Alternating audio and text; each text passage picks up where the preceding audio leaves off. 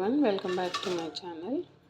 మందార ఆకులు షాంపూతో ఎట్లా చేయాలో చూపిస్తాను.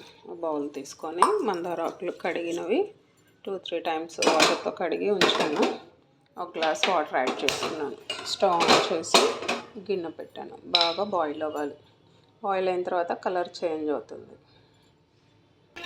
వాటర్ బాగా బాయిల్ అవుతున్నాయి. చూసారా, కలర్ లైట్గా చేంజ్ అవుతుంది. Light green. ఇంకొంచెం బాయిల్ అవ్వాలి.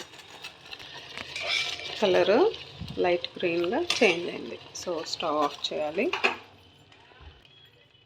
కలర్ చూడండి, లైట్ చేంజ్ అయింది, గ్రీన్.